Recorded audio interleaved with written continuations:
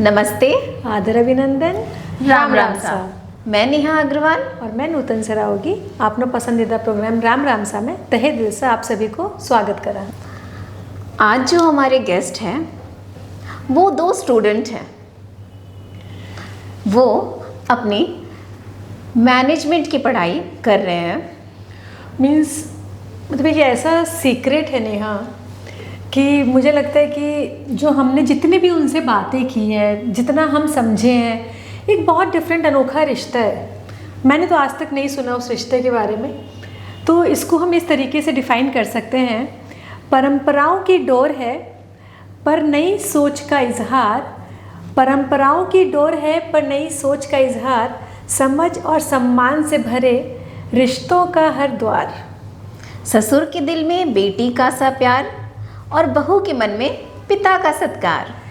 कभी हंसी, कभी सीख, कभी समर्थन का सहारा, ससुर और बहू का रिश्ता यूं ही चलता रहे प्यारा। आज हम सुनेंगे इनके दिल की कहानी, रिश्तों में प्रेम, सम्मान, समझ की जुबानी।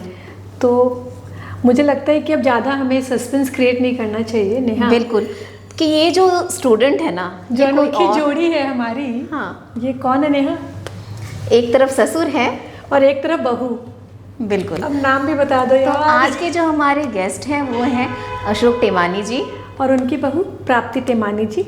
और मैं बताना चाहूँगी कि ये सचमुच बहुत अनोखी जोड़ी है, जिस सूझबूझ, एक नया रिश्ता, एक नई दिशा, एक नई सोच, जो मुझे लगता है कि आज के समय में हमारे समाज की एक नीड भी है। और उनसे बात करके जो हमने अपने बहुत सारे क्वेश्चंस का, बहुत सारी जिज्ञासाओं का जो हमने जवाब पाया है, मुझे लगता है हम ना बताएं, टाइम वेस्ट होगा। नेहा फटाफट। बिल्कुल, हमने उनसे बहुत सारी बातें की। हमें एक मोटिवेशन मिला कि आज इस उम्र में भी हम हमारे मास्टर्स की पढ़ाई शुरू कर सकते हैं। And there is no retirement age. Retirement age की हमने बात की। हमने बहुत सारी बात की कि ना बहू और ससुर का रिश्ता आज का कैसा है, पहले का कैसा था, और क्यों बहू को बहू के रूप में, जवाई जवाई के रूप में, बेटा बेटे के रूप में और बेटी बेटी के रूप में। जो रिश्ता एक बहुत पारंपरिक रूप से चला आ रहा है, कोई ज़रूरी नहीं है कि बहू को बेटी के रूप में ही पाला जाए, रखा जाए, और बेटे को, जवाई को बेटे के रूप में रखा जाए। हर रिश्ते की उसी शब्दों की गरिमा के रूप में हम उसे स्वीकार कर सकते हैं। बिल्कुल नूतन। और हमने बहुत अच्छी बात हमने की, एक सीख ली। इनफैक्ट मैं कहूँगी तो अशोक टिमानी जी ने हमें बताया कि जो हम एक शब्द कन्यादान, जो हर जगह हम सुनते आ रहे हैं, तो वो शब्द असल में कन्यादान है ही नहीं, वो कन्या अदान है, जिसके अंदर लड़की के पिता लड़के को अपनी बेटी की सारी रिस्पॉन्सिबिलिटीज़ के लिए एक प्रॉमिस करवाते हैं, और उसके साक्षी जो हैं लड़के के पिता साक्षी बनते हैं। कन्या का, जैसे हम कहते हैं ना, आदान प्रदान, तो वो एक आदान करके उन्होंने जिम्मेदारियों से एक्सचेंज किया कि जी अब ये जिम्मेदारी आपकी है और इसकी पूरे सुख दुख सबका ख्याल आपको रखना है। मीन्स उनका दामाद रखेगा और लड़के के पिता को इस चीज़ का साक्षी बनना है। ये एक बहुत बड़ा बदलाव है। बिल्कुल। तो आज बहुत सारी हमने बातें की नेहा। अब जो हमने बातें की हमारी ऑडियंस भी तो देख ले, सुन ले। तो बिल्कुल। अब हम देखते हैं कि हमने किस तरीके से क्या बातें की। नमस्ते। नमस्ते प्राप्ति। नमस्ते अशोक टेमानी जी। नमस्ते। नमस्ते। बहुत खुशी हुई और सचमुच हम बहुत एक्साइटेड है। जब से हमें एक आपके बारे में एक बहुत बड़ा रहस्य पता चला है, मतलब हमसे वेट ही नहीं हो रहा था कि हम आपसे कब मिलेंगे और कब बात करेंगे। इवन यू प्राप्ति। तो हमारे शो राम राम सा की सीज़न 3 में हम आप दोनों का स्वागत करते हैं। राम राम सा। धन्यवाद। राम राम सा। सबसे पहले तो ना मुझे क्यूरियोसिटी हो रही है जानने की प्राप्ति, कि आपको जनकपुर छोड़ के बिरगंज आके जो आप बसे हो, जो आपकी शादी हुई है, तो कैसा फील होता है आपको? बिरगंज कैसा लगा? मुझे बिरगंज बहुत पसंद आया। मैं पहले भी बिरगंज आ रखी हूँ और मुझे ऐसा लगा ही नहीं कि मैं कोई नई फैमिली में आ रखी हूँ। इट्स लाइक जो इन्वायरमेंट मुझे मिला यहाँ पे, वो बहुत ही अच्छा इन्वायरमेंट मिला। तो प्राप्ति, जब शादी हुई तो मैं तुम्हें एक सीक्रेट बताना चाहती हूँ। हम एक बार सीज़न आई थिंक 1 या 2 में हम मिल चुके हैं एक बार।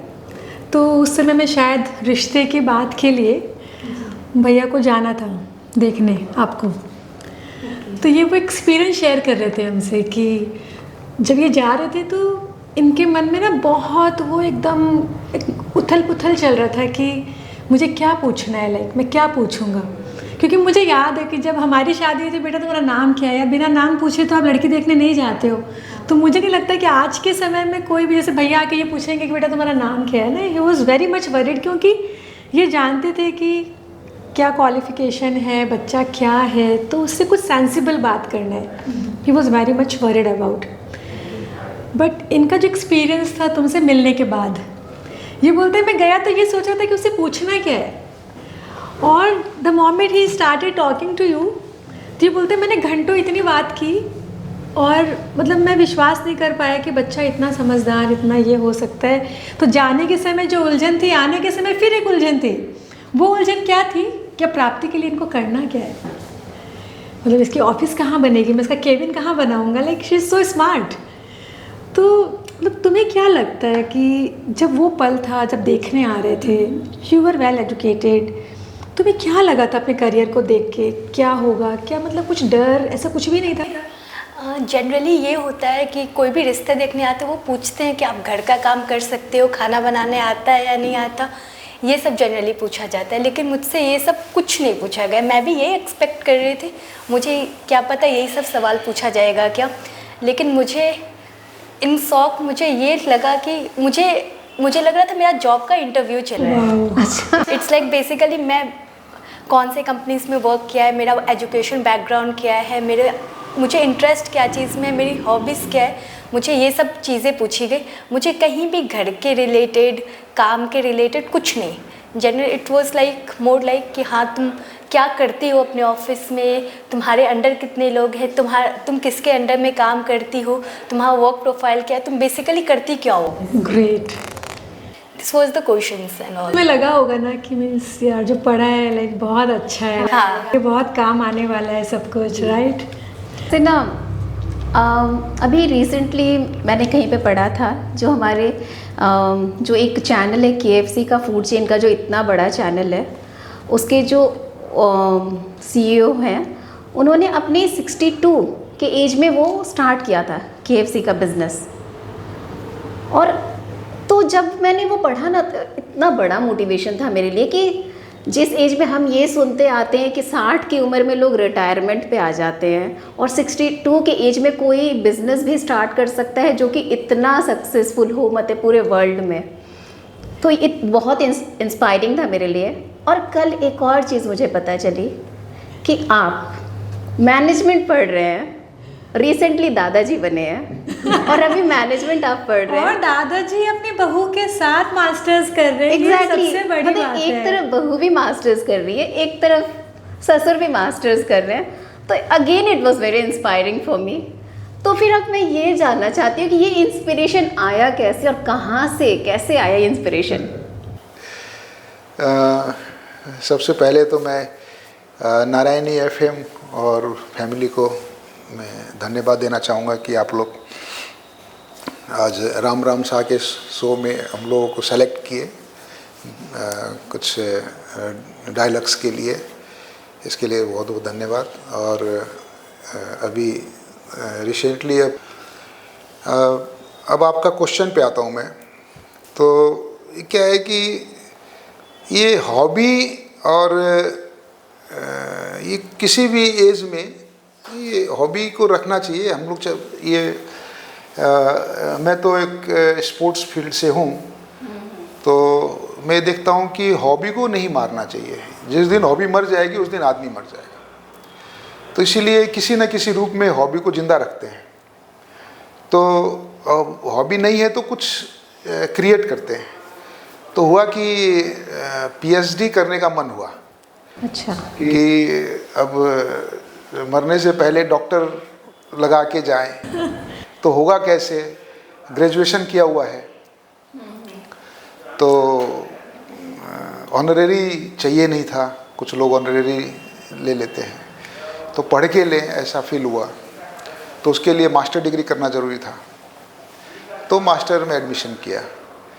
तो अभी बहू आ गई, तो इसका ही मास्टर नहीं किया हुआ था, क्योंकि मास्टर करना था इनको, तो कोविड पीरियड आ गया, हो नहीं पाया। हाँ, तो 4 साल उसमें ख़त्म हो गए। फिर इधर शादी का बात हो गया, शादी हो गई, तो मैंने पूछा, तो इसका भी मन था करने का, तो चलो साथ में कर लेते हैं। तो मैं इस प्राप्ति को अपॉर्चुनिटी मिली, हमें क्या लग रहा था, पक्का प्राप्ति ने कुछ फॉर्म वॉर्म फिल किया होगा और आपके मन में आया होगा कि जी चलो प्राप्ति कर रही है, हम भी कर लेते हैं साथ में। It's very nice. ये क्या है कि ये कुछ अपनी बातें बोलती नहीं है, जो मन में कोई शौक है, कुछ है, तो अभी नया नया शादी हुआ है, हो सकता है कि कुछ हेजिटेशन हो या मन में ऐसा कुछ हो, तो ये बोलती नहीं है। लेकिन हम लोग जब बोलते हैं और इनकी इच्छा होती है, तो हाँ खुश हो जाती है।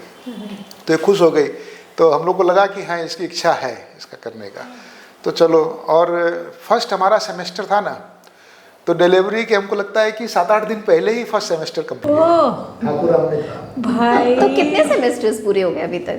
अभी सेकेंड हम लोग। अभी सेकेंड चल तो मतलब आप लोग ऑब्वियसली ठाकुराम जाके तो क्लास नहीं करते होंगे, ऑनलाइन ही करते। नहीं करते, एग्जाम देते और पढ़ाई घर पे ही करते हैं। पढ़ाई तो एग्ज़ाम के आसपास 1-2 महीना पहले। इस बैलेंस कर पाते हैं, क्योंकि मतलब आप केवल एक बिजनेसमैन नहीं हो।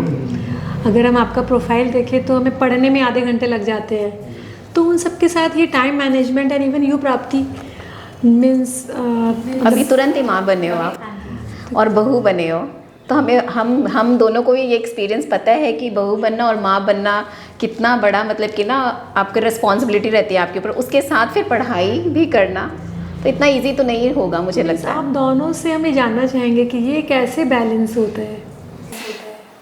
एक्चुअली तुमको बोलना है, एक्चुअली क्या है कि ये मेरा एक्सपीरियंस किया हुआ है।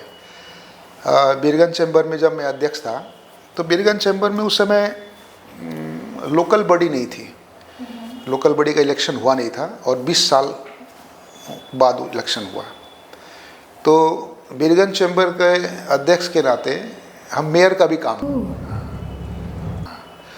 तो कुछ था ही नहीं, है ना, कोई पार्टी पॉलिटिक्स था नहीं। तो बीरगंज के डेवलपमेंट के लिए जो भी काम होता था, तो एज अ मेयर समझ लीजिए कि वो जो चैम्बर के प्रेसिडेंट हैं वो मेयर का पूरा काम करते थे।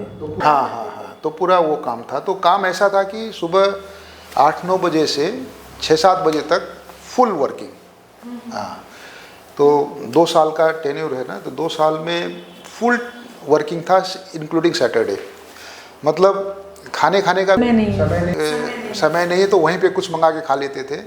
काफ़ी लोग तो कहते थे कि यहीं पे रूम पे सो जाओ। हाँ, तो उस समय, उस 2 साल के दौरान में मेरा टर्नओवर डबल हुआ था बिजनेस। ये कैसे, जब आप सुबह से शाम तक वहाँ बिजी? तो क्या है कि उस समय मेरे को ये आइडिया लगा कि जो आदमी व्यस्त होता है वही मैनेजमेंट करता है। फ्री आदमी के लिए तो टाइम ही टाइम है उनके पास। मैनेजमेंट का मतलब यही है कि व्यस्तता है, 24 घंटा उसे मैनेज करना अपने को। तो जितना व्यस्तता हो उतना बेस्ट मैनेजमेंट होता है, और जितना खाली हो उतना वर्स्ट होता है, वो मैनेजमेंट कर नहीं पाता है, वो फेलियर हो जाता है। तो उसके बाद में फिर खाली होने का काम मैंने किया। मतलब आपके स्किल्स वहीं से डेवलप हो गए। हाँ, उस टाइम से कि मैनेजमेंट कैसे करना है। तो अब प्राप्ति की बारी, तो आप कैसे मैनेजमेंट के स्किल सीखे हो? मैं जैसे जब कॉलेज में थी तो मैं प्रेसिडेंट थी अपने क्लब की, तो मेरा पढ़ाई भी रहता था, हॉस्टल का भी रहता था, एक्स्ट्रा करिकुलर एक्टिविटीज़ भी रहता था, तो मेरा बहुत टाइम उसमें ही चला जाता था। आपको पढ़ाई भी करना है, एग्ज़ाम्स भी हो रहे हैं, एक्स्ट्रा करिकुलर भी है, बहुत कुछ और भी सराउंडिंग्स में चलते रहते थे। तो वहाँ से मैंने टाइम मैनेजमेंट सीखा कि कैसे आप प्रॉपरली मैनेज कर सकते हो एंड ऑल।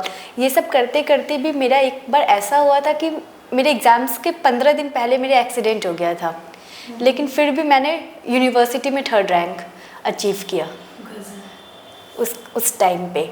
मतलब मेरा मेजर एक्सीडेंट ही हुआ था 15 डेज़, और एग्जैक्टली एग्ज़ाम के 15 डेज़ पहले हुआ। उसके बावजूद भी मतलब वो मैनेज, मतलब अपने वो जो मैं बेंगलोर यूनिवर्सिटी में 3rd rank, not in college. अच्छा, मीन्स कि अगर हम टाइम मैनेजमेंट शुरू से ही करते हैं तो लाइक ये पॉसिबल हो जाता है। तो जैसे जब आप लोगों ने ये सोचा कि चलो मास्टर्स करते हैं, तो मतलब क्या चैलेंजेस आते हैं लाइक? और एक होता है ना कि भाई ये बिल्कुल डिफरेंट चीज़ है जो हमने सोचा है, भाई हमने आज तक नहीं सुना, इट्स वेरी डिफरेंट थिंग। बहुत मतलब बहुत तरह की लोग बोलते भी हैं, लाइक हमारे लिए भी चैलेंजेस होते हैं। जब हम कर रहे हो तो हमें लगता है यार हम अच्छा भी करें, बेस्ट भी करें, आज तक हमने बेस्ट किया है तो आगे हम कॉम्प्रोमाइज़ भी नहीं करते।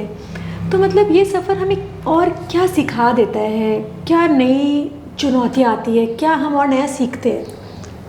अगर पता है नूतन, अगर यहाँ पे देख रहे हैं कि 2 लोग मैनेजमेंट कोर्स स्टार्ट कर चुके हैं, मैं अगर अपनी जर्नी बताऊँ तो मैं बहुत बार मैं ट्राई करी हूँ कि मैं भी अपना स्टडीज़ स्टार्ट करूँ वापस से, लेकिन हो नहीं पाया, कभी स्टार्ट कर नहीं पाई, वो हिम्मत नहीं जुटा पाई। मैनेजमेंट पुअर है शायद, मतलब वो हिम्मत शायद, मुझे लगता है कि सिर्फ मैनेजमेंट की ज़रूरत नहीं है, इस टाइम पे करेज की भी ज़रूरत होती है। यानी कि करेज नहीं, इसको जुनून बोलते हैं। जैसे ये अभी हम लोग अगर क्लास करते हैं, पढ़ते हैं, तो वो हम लोग एक एडुकेटेड होने के लिए नहीं पढ़ रहे हैं, ये हॉबी है ऑब्वियसली, क्योंकि हम नहीं भी पढ़ें तो कोई फ़र्क नहीं पड़ने वाला है आज के दिन में, है ना।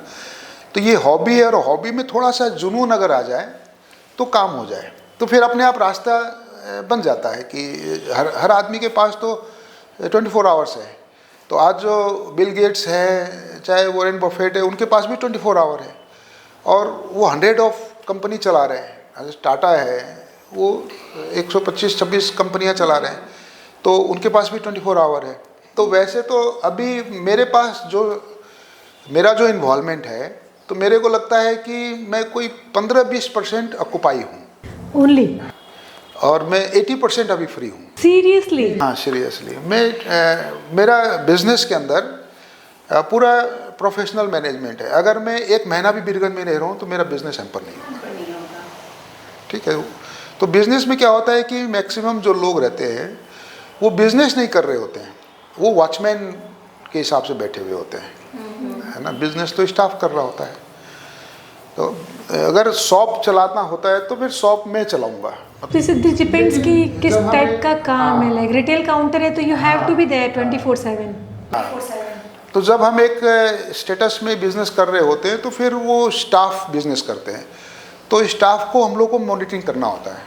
तो स्टाफ को मॉनिटरिंग कर लिए और उसको फैसिलिटेट कर लिए, उसको फिर आप फ्री हो, तो फिर हम फ्री हैं। और फिर हम अगर बिजनेस में 24 ये वर्किंग आवर फुल अगर देते हैं तो हम वॉचमैन हैं कि बैठने का जगह चाहिए तो हमारा ऑफिस में हम बैठे हुए हैं, कोई काम नहीं है दूसरा। कितना स्ट्रॉन्ग आपका वो सेटअप है वो मायने रखता है। हाँ, और इंडस्ट्री में या फिर एक बल्क बिजनेस में क्या होता है कि जितना हम बैठेंगे ना, यानी इंडस्ट्री में प्रोडक्शन में जहाँ हम बैठेंगे उतना काम हैम्पर होगा, और जितने हम वहाँ से हट जाएंगे उतना काम। ये मैंने अपना क्या होता है कि जैसे कोई प्रॉब्लम आ गया, ठीक है, तो प्रॉब्लम आ गया और उसका पता 5 दिन के बाद चला कि भाई ये प्रॉब्लम आ गया, और जब हमने उसका शेड्यूल देखा तो शेड्यूल में प्रोडक्शन कम हुआ या फिर कोई ब्रेकडाउन हो गया, तो भाई ये क्यों हुआ? तो बोला कि खबर नहीं, कि आप तो वहीं थे, आप तो वहीं थे, फैक्ट्री में बैठे हुए थे, आपको कैसे पता नहीं? हम तो समझे आपको पता है। गॉट इट, है ना। तो जो भी चीज़ वहाँ पे खराब हुई है वो रिपोर्ट नहीं की, प्रेजेंस है वहीं पे, राइट। आप तो ऑफिस में बैठे हुए हैं और आपको पता क्यों नहीं है? हम तो सोचे पता है। और अगर हम वहाँ पे नहीं हैं तो ईच एंड एवरी मोमेंट का हमको पता होता है, रिपोर्टिंग्स होती है, तो रिपोर्टिंग को टाइज कीजिए आप। तो इस तरीक़ा से, और वो उन लोगों को एक फ्री माहौल भी मिलता है कि चलो बॉस नहीं है तो हमको जिम्मेवार बनना है, रिस्पॉन्ड करना है, और बॉस बैठा हुआ तो रिस्पॉन्ड किसको करना है। लेकिन बचपन से ना हम यही सुनते आए ना, हमारे जो दादाजी लोग थे, परदादा लोग थे, सब यही हमें सिखाते आए ना कि स्टाफ का भरोसा कभी काम चल रहा के। वो क्या था कि पुराना एक पैटर्न था, अब वो चेंज हो गया है। पहले क्या था कि हमारे फोर्थ फादर क्या बोलते थे, लोन ले वो, जिंदगी में लोन का नाम मत लेना घर में। ऐसे लगता था कि मतलब बाजार में नंगा कर दिया है, तो लोन और इंश्योरेंस का बात हम जब करते थे घर में, तो इतना वो फायर हो जाते थे कि लगता है कि वो कुछ होने ही वाला है अभी, इंश्योरेंस क्यों। तो अब ये मॉडर्न एक पूरा चेंज हो गया क्या। अब हम विदाउट लोन बिजनेस नहीं कर सकते, और जो आदमी लोन नहीं ले रहा है इसका मतलब वो फेलियर बिजनेसमैन है। तो प्रोडक्टिविटी आगे वो हो नहीं पा रही, होगा नहीं, एक हाइट, बिजनेस का हाइट नहीं होगा। तो वो एक, और दूसरी बात ये थी कि उनके पास में अपडेट होने के लिए क्या था। जैसे हमने अपने फादर से बिजनेस में क्या सीखा है, मेहनत सीखा है, बस फिजिकल, वो फिजिकल क्या मेहनत वही सीखा है, बाकी क्या सीखा है, बाकी तो कुछ नहीं सीखा है। और फिजिकल मेहनत आज के दिन में है नहीं। ब्रेन को कैसे ब्रेन स्टॉर्मिंग करना हो तो नहीं सीखा है, वो तो स्ट्रेट फॉरवर्ड थे, पैसा दो माल लो, है ना। तो वो चीज़ तो होता नहीं है आज के दिन में। जो हमने सीखा वो तो अभी एप्लीकेशन में नहीं है। तो अपग्रेड करने के लिए अपने आप को, अब मेरा क्या था कि कोविड के बाद बंद हो गया। कोविड से पहले मैं हर एक साल एक ट्रेनिंग कोर्स करता था विदेश जाके। जैसे मैं हार्वर्ड जाके भी एक कोर्स किया, बोस्टन में, है ना, डीसी में एक कोर्स किया, फिलीपींस में एक कोर्स किया, चाइना में किया, है ना। कोर्स मतलब कि क्या कोर्स? कोर्स मतलब एक 10 दिन 15 दिन का, एक जैसे एक लॉजिस्टिक का कोर्स किया मैंने यूएस में। और एक हमने किया एक जापान में किया कॉरपोरेट मैनेजमेंट का कोर्स, है ना। ऐसे ही ये पॉलिटिक्स का एक कोर्स किया मैंने बोस्टन में। तो पॉलिटिक्स का कोर्स करने के बाद मैंने पॉलिटिक्स भी ज्वाइन किया, तो मेरे को थोड़ा सा उसमें इंटरेस्ट आया। और लॉजिस्टिक का कोर्स किया तो मैंने लॉजिस्टिक कंपनी खोली है, उसमें मेरे को इंटरेस्ट आया, उस चीज़ फ्यूचर दिखा उस पर। तो ऐसे बहुत सारा कोर्सेज मैंने इसको किया हुआ है। तो उससे क्या है कि अपग्रेड होता है। तो अब बेटा को भी मैं अभी जापान भेजा एक कोर्स करने के लिए। तो जो उसने कोर्स किया था, क्या नाम था उसका, वो रिसाइकल्ड कोर्स था उसका। मुझे कुछ आइडिया है, शायद कुछ जो प्रोडक्ट्स हम यूज़ कर लेते हैं उसके बाद वो प्रोडक्ट हम यहाँ पे फेंक देते हैं, लेकिन वहाँ पे जापान में वो लोग क्या करते हैं, उसी पुराने कपड़ों को या कोई भी चीज़ को वो लोग रीयूज़ करते हैं वापस से, बहुत अच्छे से उसको पैकिंग करके ये करके। रिटर्न हो चुका है, नए प्रोडक्शन नहीं कर रहे हैं, पुराने प्रोडक्शन को रीयूज कर रहे हैं, और उसके बड़े बड़े शोरूम्स हैं। तो वो क्या है कि एक मतलब पॉल्यूशन फ्रेंडली भी, मतलब पॉल्यूशन नहीं है, इको फ्रेंडली टाइप्स पॉल्यूशन उसके अंदर है। तो उसके ऊपर सर्कुलर इकोनॉमी बोलते हैं उसको। और अभी सर्कुलर इकोनॉमी के ऊपर जैसे जापान पूरा कन्वर्ट हो चुका है, और दुनिया के सारे कंट्री सर्कुलर इकोनॉमी के ऊपर। अस्ती में मोदी का भाषण सुन रहा था, तो सर्कुलर, मैंने कहा इनको कहाँ से सर्कुलर इकोनॉमी आ गया। तो अब इंडिया को भी सर्कुलर इकोनॉमी के ऊपर वो लोग कानून बना रहे हैं, कि बहुत सारे कंट्री सर्कुलर इकोनॉमी में जा रहे हैं। ये फ्यूचर का बिजनेस है, नया बहुत ज़रूरी है। हाँ, और शायद इंडिया में आएगा तो हमारे नेपाल में आ ही जाएगा। तो मैं एक चीज़ जानना चाहूँगी, अगेन हम उसी टॉपिक पे आते हैं। जैसे बहुत पहले से ही ना, जब शादी होती है तो लाइक बहू है, ससुर है, इस रिलेशन को ना बहुत पारंपरिक मतलब बहुत औपचारिक रूप में देखा जाता है। लाइक हम कम बात करें, एक स्पेस बना के रखें, दूरी हो। हमारे जब ससुर घर में आते तो ऐसे करके आते थे कि मालूम चल जाए कि मैं आ गया हूँ, लाइक पल्ला सिस्टम, पल्ला सर ढका। चलो ठीक है, सर्वर तो नहीं है आजकल, है ना, लेकिन फिर भी हम देखते हैं लाइक। तो मतलब तुम्हारा क्या एक्सपीरियंस है इस बारे में? मुझे तो ये सब कुछ एक्सपीरियंस नहीं हुआ। इनफैक्ट मैं जब घर पे आई तो मुझे बहुत ही फ्रेंडली माहौल में, मुझे लगा ही नहीं कि हाँ ये मेरे ससुर है, ये मेरे सासू माँ है। मैं एक आपको किस्सा सुनाती हूँ। फर्स्ट सेमेस्टर के एग्ज़ाम से पहले टीचर आते थे हमें पढ़ाने। वो पूरा कोर्स पढ़ा के चले गए, कुछ करके लास्ट में मुझे पूछ रहे हैं, आप अपने ससुराल वापस कब जा रही हो? उनको ये नहीं पता चला मैं मेरा ससुराल ससुराल में है। मतलब ऐसा है, मतलब एग्ज़ाम हॉल में हूँ तो स्टूडेंट्स पूछ रहे हैं, अब सारे बीपीसी के बच्चे एक ही में, तुम्हारे फादर है क्या? देखो फादर इन लॉ है। फादर इन लॉ के साथ एग्ज़ाम दे रहे हो, लग ही नहीं रहा फादर इन लॉ है। मैंने कभी इस विषय में सोचा नहीं कि बहू घर में आएगी तो उसके साथ में कैसा रिलेशन रखना है, कभी सोचा नहीं, प्लान भी नहीं किया कभी। बट सोसाइटी में तो हम देखते ही है, क्या? जैसे आज सोसाइटी में बहुतों की बहुएं हैं, हम देख तो रहे होते हैं। मैं क्लियर करता हूँ, तो मैंने कभी प्लान किया नहीं। शादी में ज़रूर प्लान था कि शादी इस तरीक़ा से करना है, एक मैनेजमेंट, शादी के अंदर मैनेजमेंट होना चाहिए और शादी का जो हर एक फंक्शन है वो टाइमली होना चाहिए, तो उस हिसाब से मैंने वो किया, तो वो ऐसा मोटा मोटी 80-90% हुआ भी।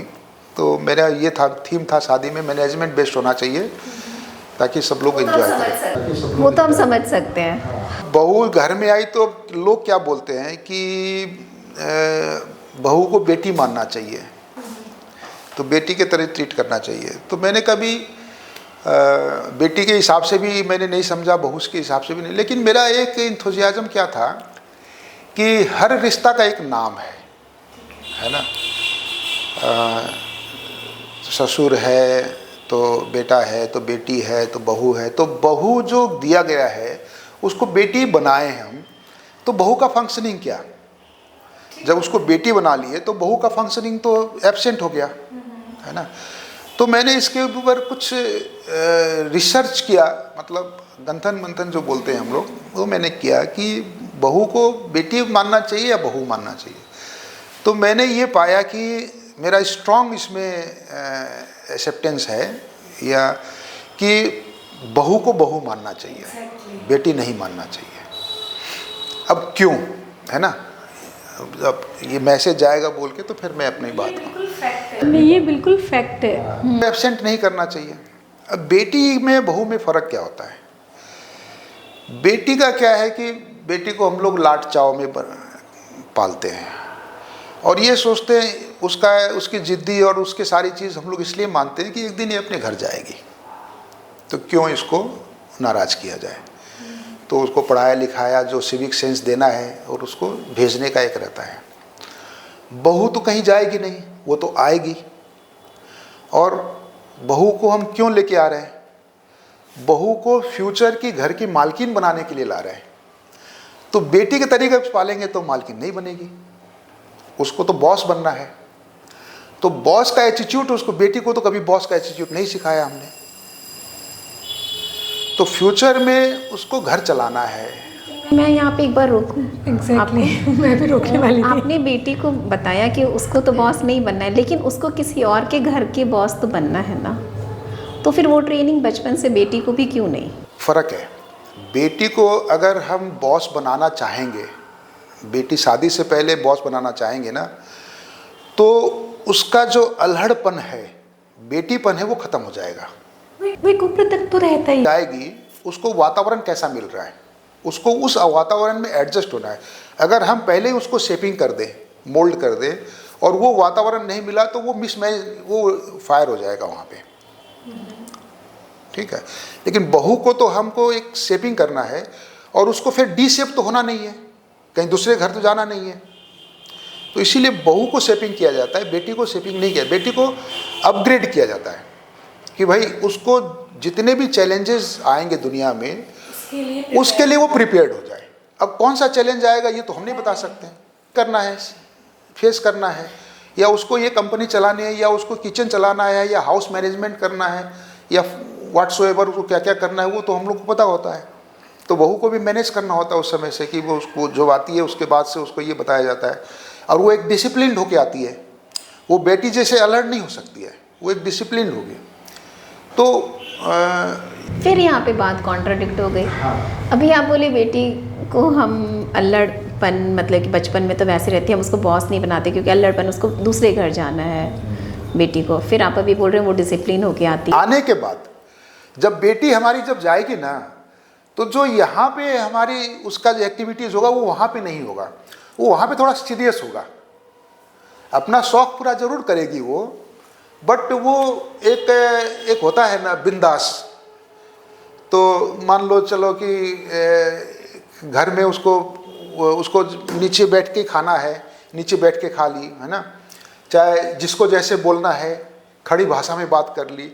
तो बहू जब बनेगी तो वहाँ पे उसको थोड़ा सा अपने आप को करेक्ट करना पड़ेगा। ये वही बात हो गई कि सपोज जैसे आज आप घर पे है, हम घर पे जैसे भी बात करते हैं या कुछ भी कर लिए ना, बट द मोमेंट हम ऑफिस पहुंचते हैं तो अब भैया वहाँ बॉस है, लाइक इज सर और देयर, प्रेजेंटेबल होना पड़ता तो है, उनको वो प्रेजेंटेबल होना है, एक तरीके से रहना है, अपने घर में ही प्रेजेंटेबल होना।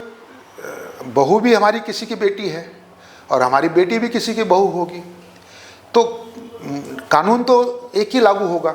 बहू का मैंने कहा ना कि बहू का एब्सेंस नहीं कर सकते, बहू बहू रहेगी। हम बहू को बेटी बना के नहीं पाल सकते। अगर कोई बोलता है तो वो झूठ है। आप बिल्कुल सही बोल रहे हैं। जैसे हम बेटा को दामाद नहीं बना सकते, रिश्ता हर रिश्ता जो बना गया है वो individually उसका अलग उसी ही shape में इंडिविजुअल है, उसका अहमियत अलग ही है। जैसे बहू अपनी जगह बहू है, बेटी अपनी जगह बेटी है, बाप अपनी जगह बाप है, माँ अपनी जगह माँ है, भाई अपनी जगह है। तो हर रिश्ता का अलग अलग अहमियत है। बिल्कुल आप सही है। होता है ना, उस हिसाब से हम लोग को एक्ट करना होता है कि नहीं। अगर मेरे को कोई अंकल बोलता है तो मैं अंकल के हिसाब से ना एक्ट करूंगा, मैं उसके दोस्त के हिसाब से तो एक्ट नहीं कर सकता।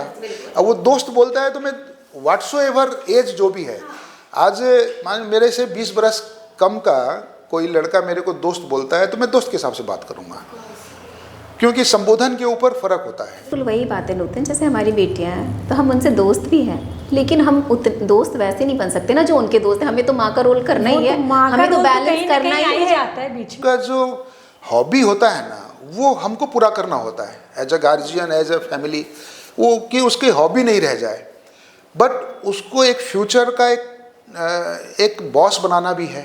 तो बॉस बनाना है तो डिसिप्लिन भी चाहिए, तो हॉबी भी चाहिए और डिसिप्लिन भी चाहिए। तो अब मैं प्राप्ति से इसी टॉपिक पे, आप बहुत देर से सुन रहे हो सबकी बातें, आपका क्या प्रतिक्रिया, आप क्या सोचते हैं? मेरा मानना है जब एक बेटी को हम लोग रेज़ करते हैं तो हम बचपन से उसे देखते जा रहे हैं, उसे क्या पसंद है क्या नापसंद है, किस चीज़ में वो रिएक्ट करेगी, किस चीज़ में वो खुश होगी, किस चीज़ में उसे गुस्सा आएगा।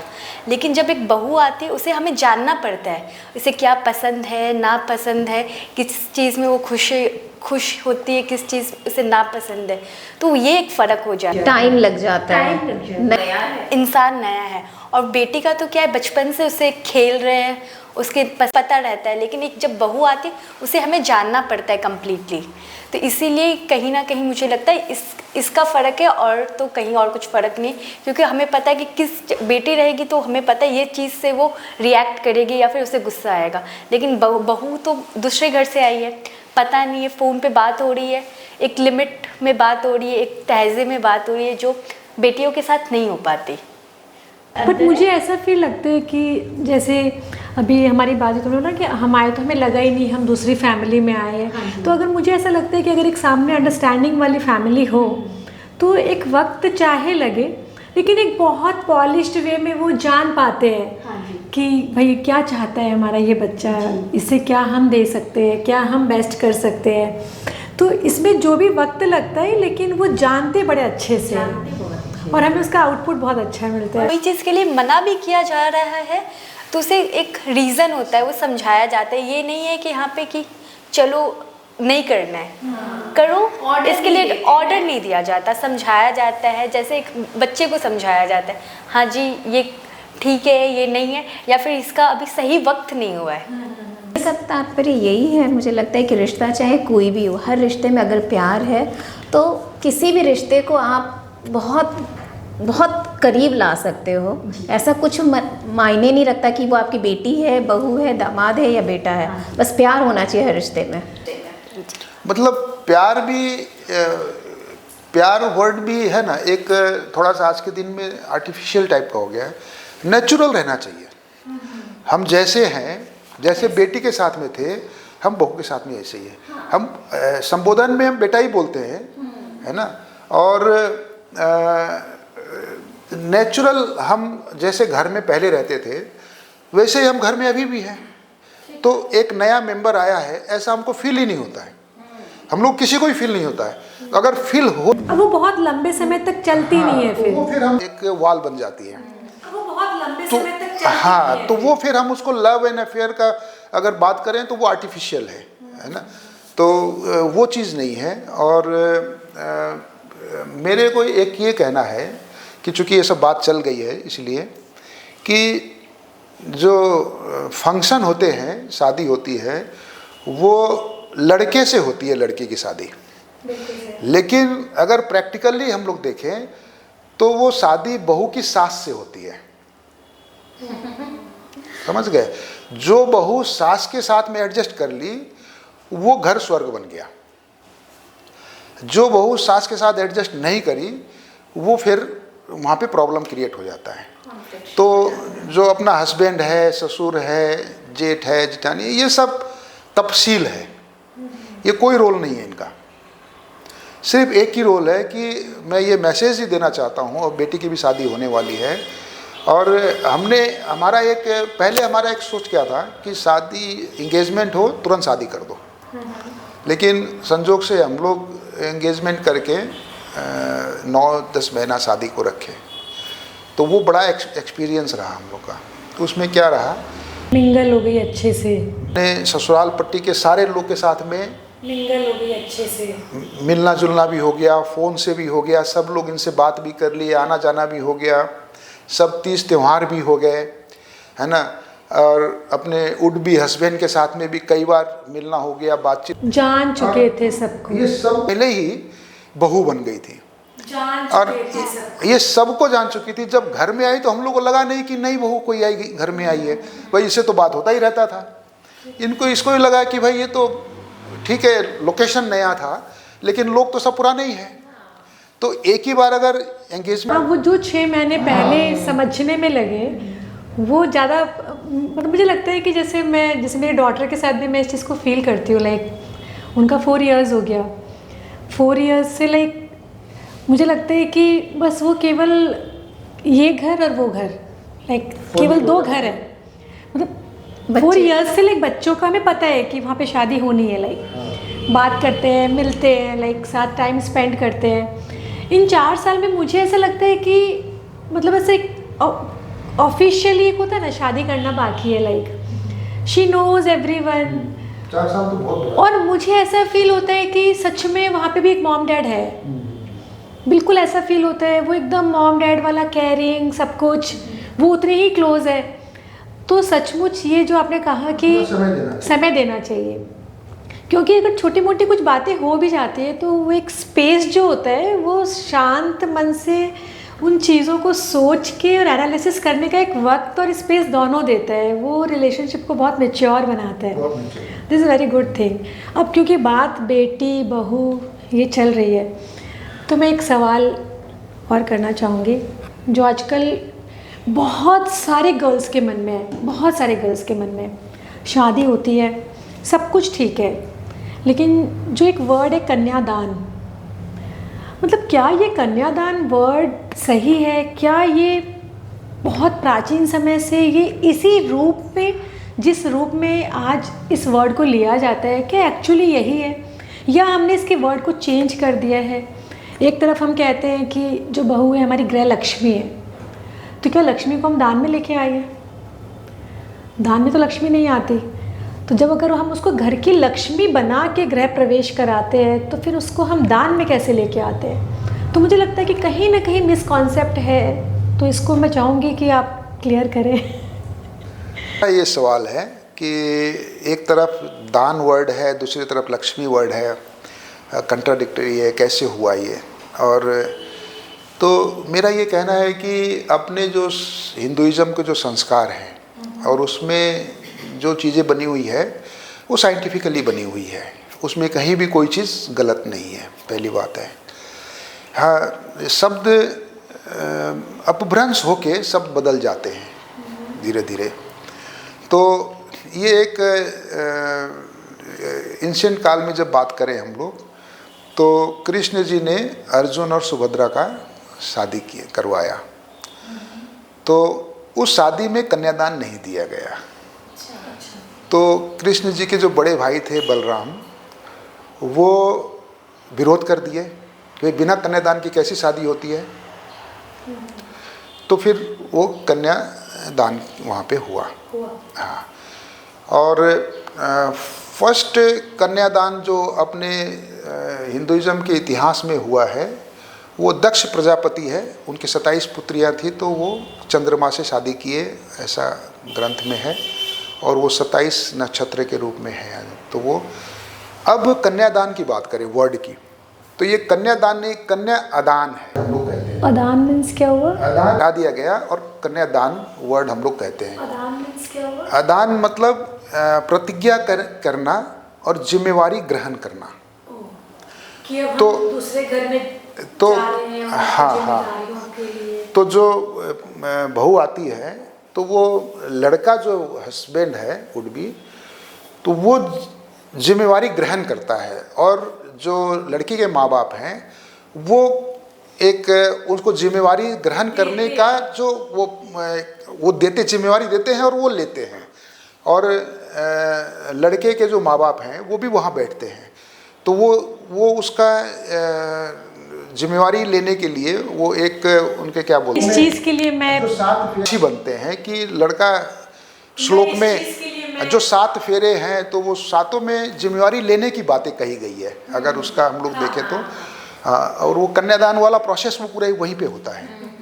तो 7 फेरे में जिम्मेवारी वो लेते हैं, और माँ बाप, दोनों माँ बाप साक्षी, वो माँ बाप देते हैं उनको जिम्मेवारी और ये लेते हैं, और साक्षी लड़के के माँ बाप वहाँ बैठते हैं, बाकी सारे रिलेटिव वहाँ पे रहते, समाज वहाँ पे रहता है कि ये साक्षी ले आए, कल मुकर नहीं जाए।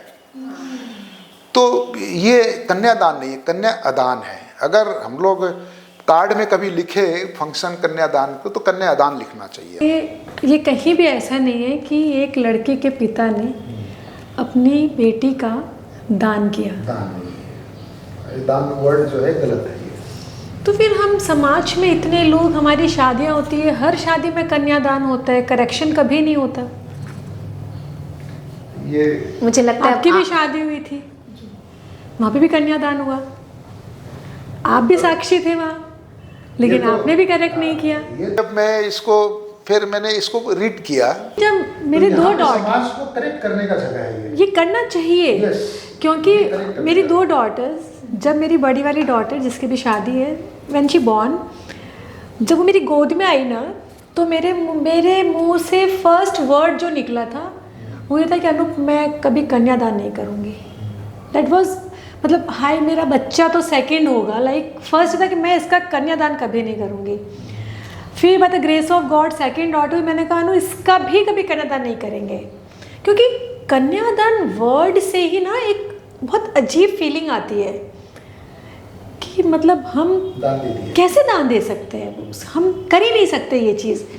तो नारायणी एफएम के माध्यम से आज आप जो भी बोलते हैं, आज हमारी जितनी भी ऑडियंस इसको सुन रही है, देख रही है, ये बहुत मायने रखता है।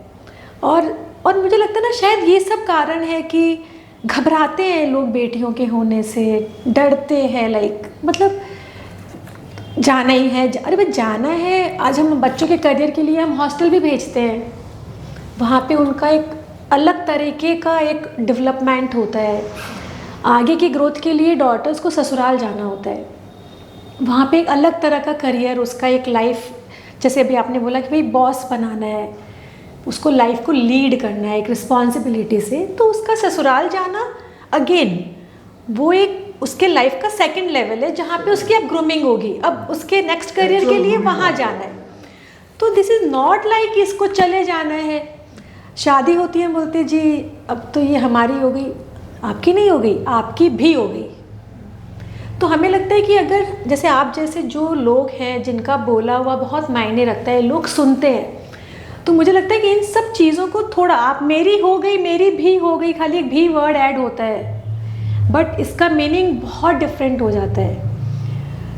क्योंकि आज आपकी भी शादी हुई है, लेकिन इसका मतलब ये थोड़ी होता है कि सब छूट गया जी, अब ऐसा कुछ नहीं है। लेकिन दोनों तरफ जिम्मेदारियां हैं, हमारी होनी चाहिए। मेरे को है कि आगे, क्योंकि ये भी मेरे को पता नहीं था पहले, लेकिन अब जो बातें सामने आई है कन्या अदान की, तो हम लोग कार्ड में लिखते हैं ना कि जैसे शेड्यूल लिखते हैं शादी का, तो फेरा का कार्यक्रम लिखते हैं। तो मेरे को लगता है कि फेरा के कार्यक्रम की जगह कन्या अदान कार्यक्रम लिखना चाहिए। ना एक अच्छी फीलिंग होगी।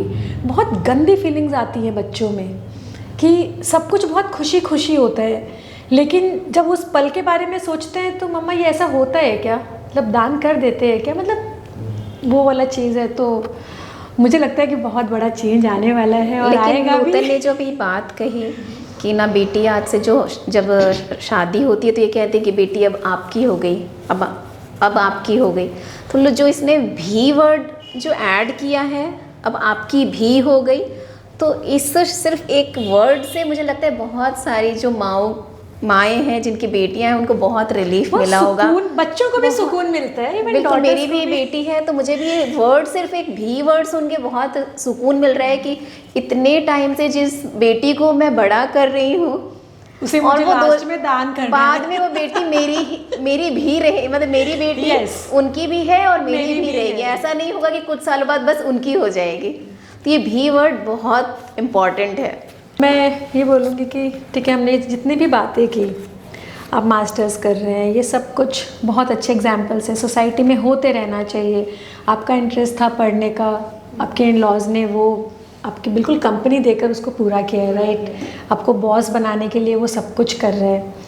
तो मैं ये चाहूँगी कि जैसे आज हमारी जितनी भी ऑडियंस है जो भी सुन रही है, मतलब उनके लिए आप क्या एक मैसेज देना चाहोगे, जो हमारे टीनेजर्स हैं, जो टीनेजर्स हैं और जो नई नई बहुएं आई हैं उनके लिए भी क्या मैसेज बन सकता है कि being a wife, being a mother, being a daughter in law, सब कुछ एक किरदार एक ही है। उस एक किरदार में जैसे सबके साथ है, आज ये ससुर भी हैं, बॉस भी हैं, ये बहुत सोशल सेक्टर पे ही इज़ द बॉस, मतलब he is also playing a lot of roles, you no.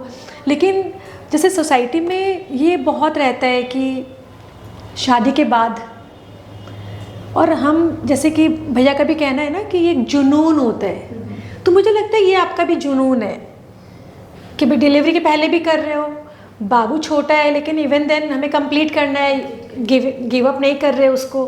तो हमारे टीनेजर्स के लिए क्या एक मैसेज है जिससे ये लगे कि हाँ जी, हम अपने ड्रीम कभी भी पूरा कर सकते हैं? मेरा तो फर्स्ट ये कहना है कि जब एक शादी होती है ना, हमें ये नहीं सोचना चाहिए कि सब खत्म हो गया है। इट्स मोर लाइक हम अपग्रेड हो रहे हैं कोई चीज़ में। एक बोलते हैं ना, स्त्री में लक्ष्मी, सरस्वती, दुर्गा सब होता है।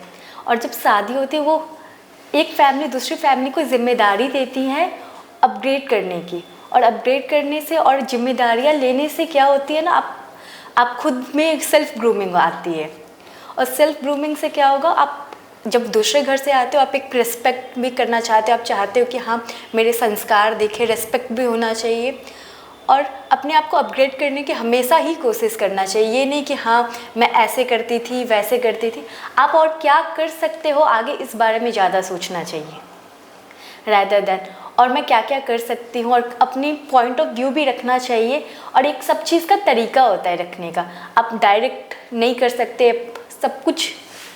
मैं जैसे आपको पहले भी बोल चुकी हूँ कि हमें पता होता है, हम जानते नहीं हैं, नई फैमिली में आ रहे तो अच्छे से जानते नहीं, तो हमें जानना चाहिए, एक माहौल वैसा क्रिएट करना चाहिए। और वो अपने आप को ऐसे प्रेजेंट करना चाहिए, प्रेजेंटेबल होना चाहिए, स्वीट होना चाहिए, जो हो नेचुरल होना चाहिए, कि अपना बेस्ट पार्ट दिखाना चाहिए, ताकि आपका वर्स्ट भी लोग ले सकें। प्रेजेंट करें कि हम कन्विंस भी कर पाएँ और आगे हम बढ़ भी पाएँ। ट्रू। मैं जैसे ना, हम बात जो कर रहे हैं, बहुत देर से हम बातें कर रहे हैं, तो आपने बहुत सारी बातें बताई कि आपने ये बहुत सारी कोर्सेज़ किए, तो ऑब्वियसली ये पता चल गया कि आपकी जो पर्सनैलिटी है लर्निंग वाली पर्सनैलिटी है, और बचपन से लेके अभी तक आपने बहुत सारी लर्निंग्स की है, और इस एज में भी आप कर रहे हो। तो आप कैसे इंस्पायर करोगे जो बहुत सारे लोग हैं जो हम देखते हैं कि 60s के बाद वो रिटायर हो जाते हैं, वो अपने बच्चों पे डिपेंड हो चुके होते हैं, उनको थोड़ी देर भी कहीं दूर कहीं जाना होता है तो अपने बच्चों को ही बोलते हैं कि मुझे ले चलो वहाँ तक, या उनको टिकट्स भी बुक करनी है तो अभी भी वो अपने बच्चों पे ही बोलेंगे कि आप ये टिकट बुक कर दो, मुझे वहाँ जाना है, या कहीं घूमने भी जाना है तो वो अगर बच्चे जाएंगे तो ही घूमेंगे, वो अकेले नहीं जाते हैं। बहुत से ऐसे लोग हैं जो मतलब बहुत जल्दी रिटायर हो जाते हैं अपने लाइफ में, तो क्या उनको आप टिप्स दोगे कि ना रिटायरमेंट को हम और लंबा बढ़ा सकते हैं, मतलब कि ज़रूरी नहीं है कि 60s में ही रिटायरमेंट आए?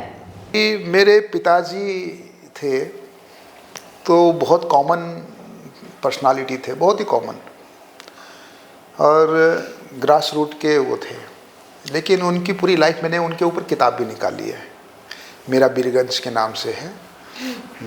तो मैंने उनके ऊपर किताब भी निकाली है, तो उसमें उनकी सारी लाइफ की जितनी चीज़ें पता थी उनके मुख से सुनी हुई, वो सारी चीज़ें हमने उसमें डाल रखी है।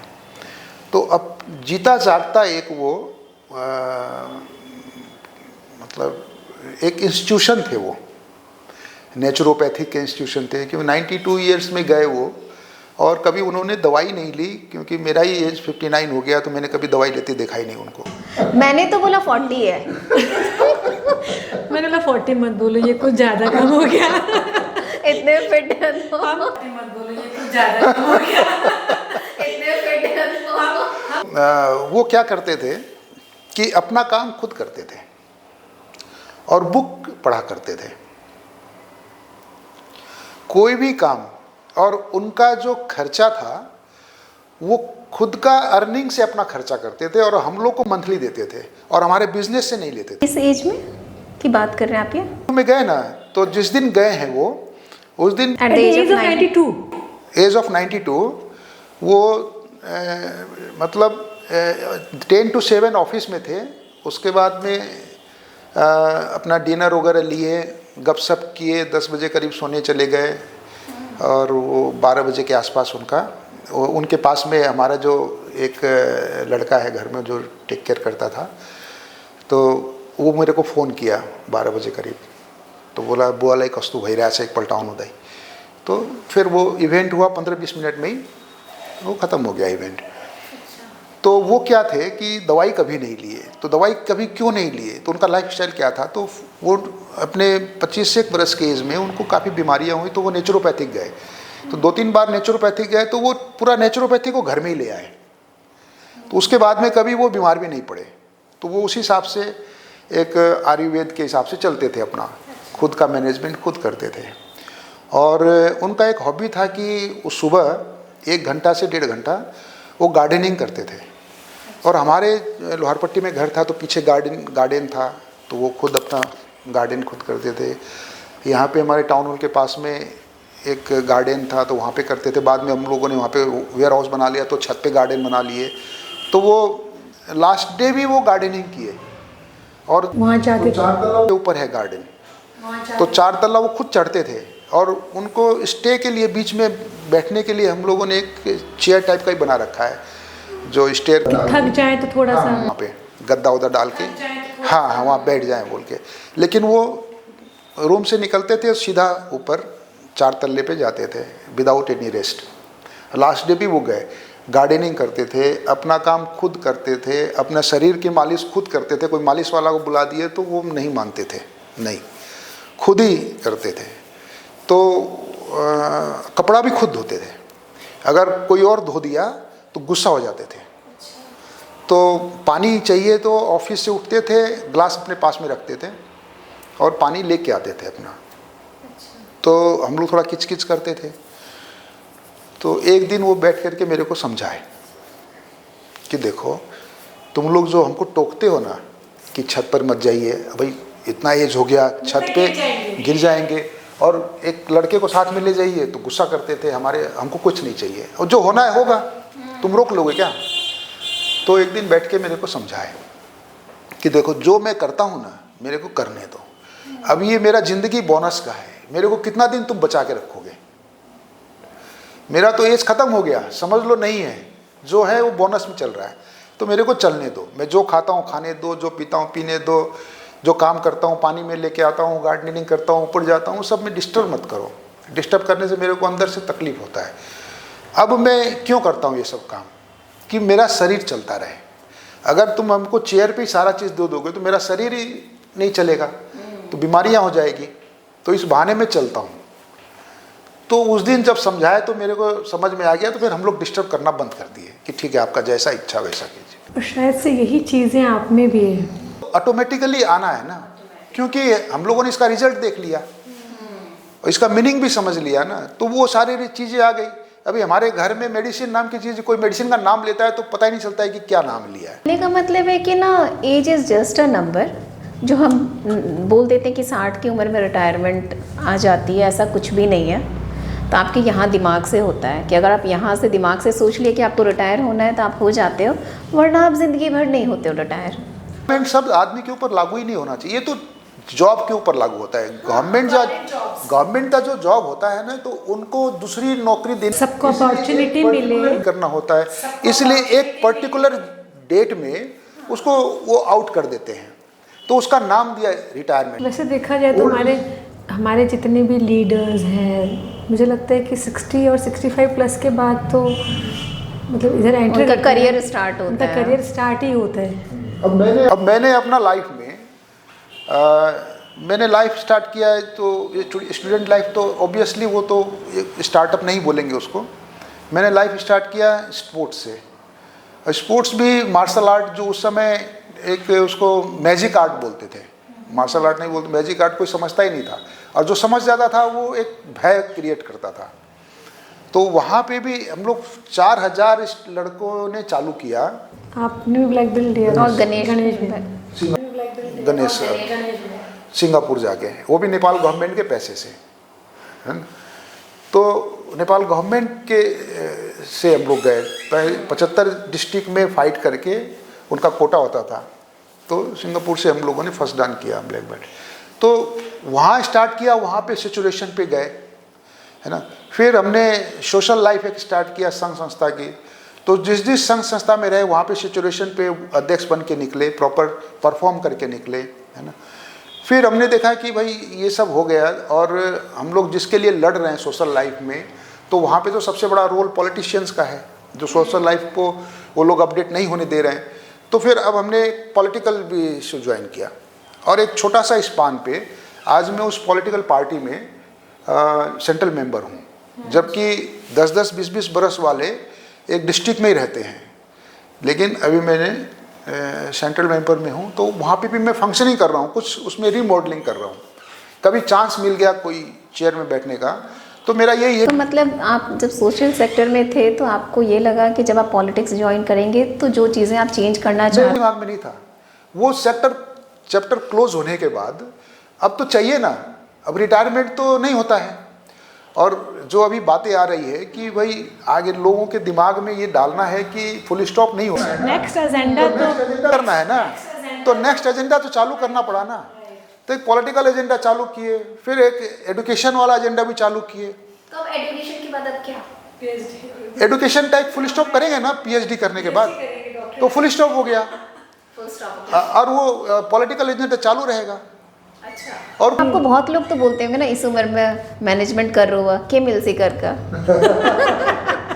बोलने वाले इंस्पायर करते हैं कि जिसको पता एक्चुअली पता ही नहीं है, मैंने किसी को बोला ही नहीं है, तो लेकिन अब तो मेरे को पता है कि किस किस को पता है, अब सबको पता है, सबको पता है किस किस को पता है। सबको पता है, ठीक है, अब सबको पता है तो इंस्पायरेशन होना भी चाहिए, ये कोई गलत चीज़ तो है, अच्छी बात है। हाँ हाँ। जब अभी आपने कहा कि busiest man is the happiest man, तो अच्छा है अगर कोई इस तरीके से करते हैं तो इट्स वेरी गुड थिंग। तो क्या है कि मैं लगता है कि मैं 20% ऑक्यूपाई हूँ, 20-80% में काम और कर सकता हूँ, तो मैं अब काम का खोजी में लगा रहता हूँ कि क्या करना चाहिए, किससे मीटिंग करना चाहिए। तो अभी हम एक स्टार्टअप का प्रोग्राम कर रहे हैं। अभी मैं नेपाल उद्योग वाणिज्य महासंघ मध्य प्रदेश का अध्यक्ष हूँ। हमारे अंडर में 20 चैम्बर्स है ना, 20 चैम्बर्स में 45,000 मेंबर हैं, तो 45,000 मेंबर का मैं अभी प्रेसिडेंट हूँ। ठीक है, तो अभी हमारे को क्या हुआ कि अब हम लोग पंगा लेते हैं, क्या एक आदत पड़ गया है, तो एक इन्फॉर्मेशंस क्या पास ऑन हो गया कि नेपाल में काम करने के लिए कुछ है ही नहीं, तो सारे यंगस्टर विदेश चलो, अगर कुछ करना है तो विदेश, नेपाल में कुछ नहीं है, ये ऐसा मैसेज चला गया। तो आपको क्या लगता है मैसेज गलत है? करने के लिए कुछ नहीं है, क्यों जिनको गलत रोक के उनसे हम करवाएंगे क्या? गलत के उनसे हम करवाएंगे क्या? तो मैं वही बता रहा हूँ कि हमारा जो, जैसे मैं कभी कभी MBA का क्लास भी लेता हूँ, जो बीपीएससी में वो बुलाते रहते हैं तो कभी मैं क्लास लेता हूँ, तो मैं स्टूडेंट से पूछता हूँ कि भाई आपका एम क्या है पढ़ने के बाद। तो 90% 70% स्टूडेंट तो बोलते हैं कि बैंक में जॉब करना है।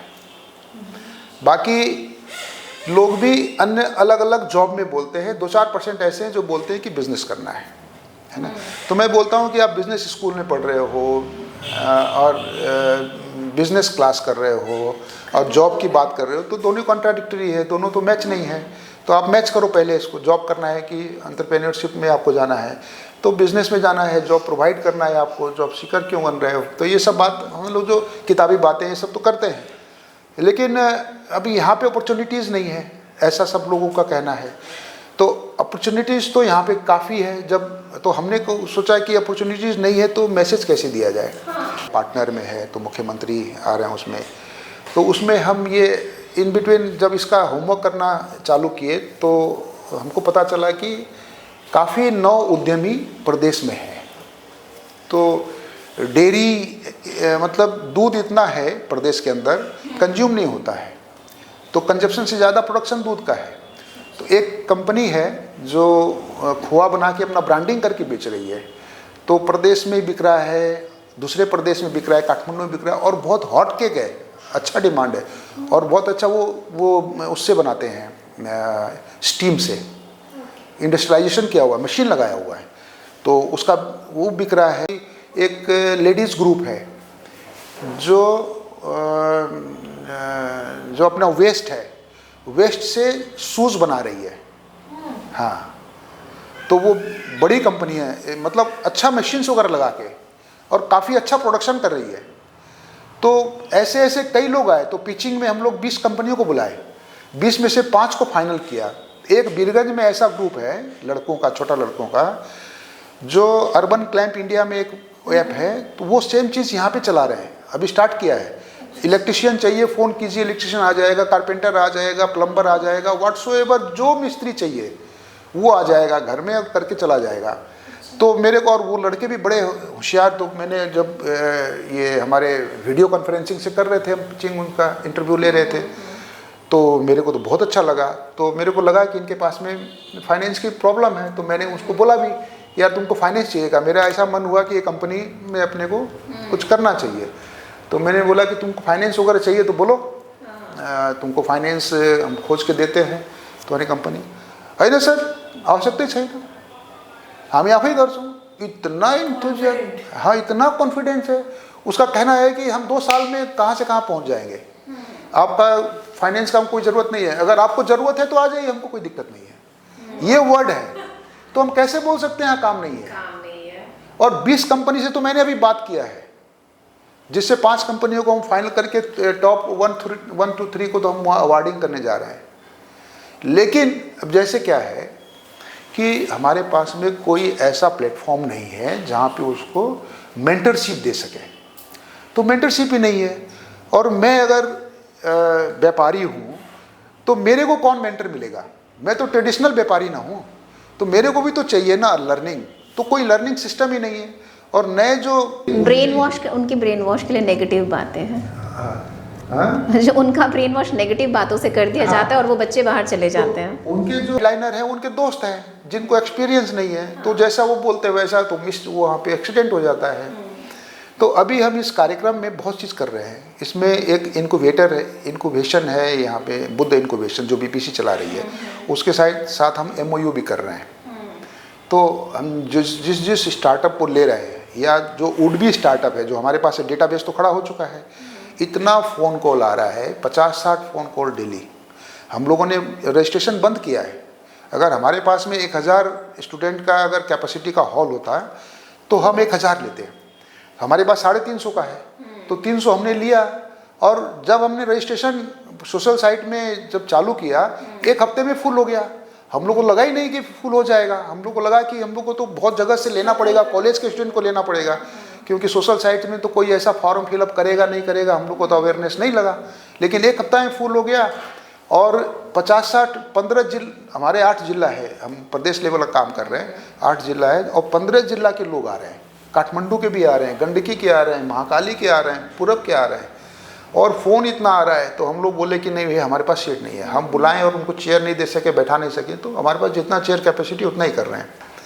तो ये एक मतलब नया मॉडल है, तो हम लोग एक यू टर्न, क्योंकि एक्चुअली अब जो टाइम है वो ऐसा ही टाइम है कि हम केवल एक गैदरिंग करें या केवल हम एक स्ट्रक्चर या एक मॉडल दिखाएं। लाइक अब एक एग्जीक्यूशन का, क्योंकि बहुत हाई टाइम है मार्केट में, सब लोग बहुत डिसअपॉइंटेड है, मार्केट नहीं है, व्यापार नहीं है।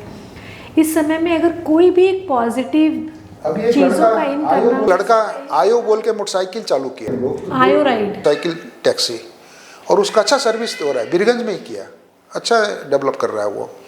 अब बीरगंज में अब देखें हम लोग तो दो आयो राइड, हाँ, बीरगंज में हम लोग देखें कि 200-300 इनोवेशन कम हो गया है। सेम प्रोडक्ट सेल कर रही है। What is the meaning? तो वो बाजार कम हो गया बोले कि उसकी, या फिर हम अभी देखें ना, अभी अचानक से ना एक रेस्टोरेंट्स की चेन पे चेन आ रही थी। किसी ने अगर ना एक पिज़्ज़ा का खोला तो फिर हम देख रहे हैं अचानक से 4-5 पिज़्ज़ा हब्स और भी पॉपअप होते जा रहे हैं।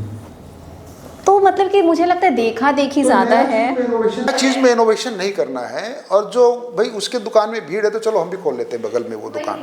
अगर एक का चल गया तो उसको देख के बहुत लोग खोल लेते हैं। तो इस टाइप का ये इनोवेशन नहीं है, ये एंटरप्रेन्योरशिप भी नहीं है, इसलिए एक्सीडेंट केस होते हैं। और फिर वो दोष हम लोग सरकार को देते हैं, चाहे और दूसरे को देते हैं, हम अपने को दोष कभी नहीं देते कि हमारे अंदर क्या कमी है, हम कभी रियलाइज ही नहीं करते हैं, और दोष सामने वालों को देते हैं कि भाई तुम्हारा प्रॉब्लम के कारण हम सफ़र कर रहे हैं। तो अगर हम एक जैसे दुकान है, मैंने कलकत्ता में देखा था, तो मैं सोचता हूँ कि यहाँ पे क्यों नहीं करते। जब मैंने देखा तो वो लोग भी देखा होगा, जैसे एक छोटा सा कोल्हू लगा रखा है दुकान के अंदर और वो बिजली से चल रहा है। वहाँ पे ये जो क्या बोलते हैं, सरसों तोरी, वो उसमें डाल रहा है, तेल निकल रहा है, इधर से तेल निकल रहा है, पैकिंग कर रहा है, और कस्टमर आ रहे हैं, किन के ले जा रहे हैं। आज के दिन तो प्योरिटी की, अभी आई थिंक विरता में एक खुला है यही चीज़, सेम चीज़ है, मशीन लगा हुआ है, डल रहा है, निकल रहा है, पैकेजिंग हो रही है, जो अभी आप बता रहे हैं, और मुझे लगता है अच्छा चल रहा है ये चीज़। तो ये इनोवेशन है ना, अपने आप को सोचना है कि भाई डेली यूज़ में क्या चीज़ खपत हो रही है, और हम छोटी छोटी चीज़ें बाहर से लेके आ रहे हैं, तो वो हम यहाँ पे भी कर सकते हैं उस चीज़ को। हर चिटचट का एक बहुत अच्छा मैसेज भी है जो आपसे मिला है, प्राप्ति से मिला है। तो आई होप कि जो भी हमारे दर्शक हैं, श्रोता हैं, वो इस शो को लाइक करेंगे। और भैया ने ये प्रॉमिस किया है कि अब से वेडिंग कार्ड पे भी एक चेंज होगा, तो उसके लिए मैं बहुत बहुत कन्या आदान। तो जो भी लोग हमें देख रहे हैं और जिनके यहाँ अब शादियाँ होने वाली हैं, मैं ये रिक्वेस्ट करूँगी नारायणी एफएम के माध्यम से कि हम बिल्कुल फेरा ना लिखें और कन्या आदान वर्ड से एक नया बदलाव लाएं, जो आज के समय में हमारा जो समाज है, हमारा जो एक बेटियों का एक जो ग्रुप है, मदर्स हैं, फादर्स हैं, उनको एक बहुत सुकून देगा। तो thank you so much, thank you प्राप्ति, थैंक यू। बहुत अच्छा लगा, बहुत अच्छा लगा। और जब आपका रिजल्ट आएगा तब हमें ज़रूर बताइएगा। Thank you, Ram Ram. Thank you so much, thank you Narayani FM. जब आपका रिजल्ट आएगा तब हमें ज़रूर बताइएगा। Sure. Thank you, Ram Ram. Ram Ram.